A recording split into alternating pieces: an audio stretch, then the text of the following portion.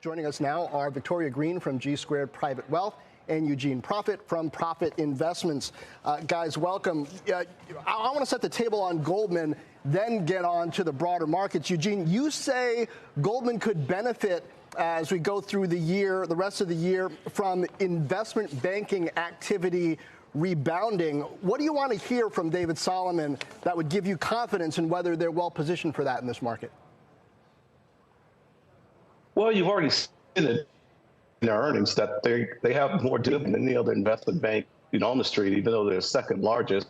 They're not really much of a commercial bank, which actually works to their benefit in this environment. So I'd just like to hear him talk a little bit about their refocusing on their core business, which is part of their strategic initiative.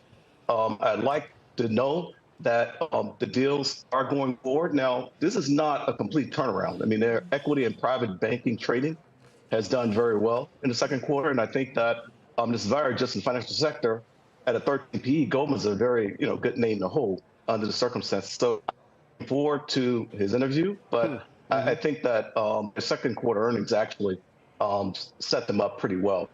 And that's coming up in just a few minutes. Victoria, you say Goldman needs to get back to being Goldman, reaffirm culture and vision. Does David Solomon need to convince investors at this point that he's still the man to make that happen, or is that a given? Yeah, I think there were just some missteps kind of wandering into the retail area with Marcus and some other things. And it's good to see Goldman kind of take a step back, divest, focus on their core businesses. But he does have to satisfy investors that he has a vision for growth for the future. Their platform solutions has been a little bit of a sore spot. How do you get that turned around? How do you integrate fintech and technology? We know their trading is going to be great. I know fixed income and commodities were a little lower. Their commodity call on oil has been phenomenal this year.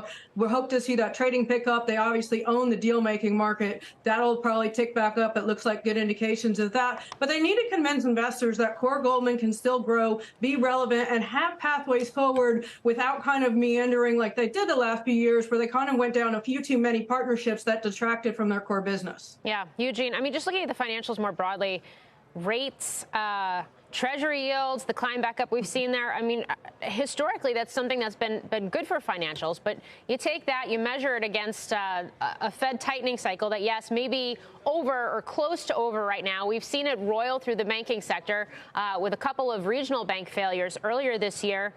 Net positive or negative for the banks right now, especially on a day where the FDIC basically came out and said with its quarterly report that it might be a little bit mixed, but in general, it's a stable picture right now for the banks. Yeah, I think that the street doesn't necessarily believe that it is a stable picture for the banks, especially our regional banks. I mean, if we're going to go, say, higher for longer, there's absolute concern over what's on bank balance sheets, kind of what their investment loan portfolios look like. We do know that that was a big issue with some of the banks in Silicon Valley and the like early in the year. And I don't think that we're out of the woods there. So I think investors, it's better to just take a wait and see at it with the large cap banks here. I mean, if you can get a 5% yield in a 2-year treasury, I'd rather sit and wait there and let the economy work itself out. You are right that usually with increasing interest rates, interest margins work better for banks. But I just think that the unknown of what these refinances are going to be like at higher rates is weighing on investors' perceptions of the actual valuations. And yeah. Victoria, I want to get your thoughts on what we've seen. The Magnificent Seven has been under pressure. Yes, higher yields have been playing a role in that, but also all of these headlines and reports around Apple specifically and a crackdown that's playing out in China. How key is that name and I guess some of these mega cap tech names in general to the market being able to sustain its legs here, keep its legs here?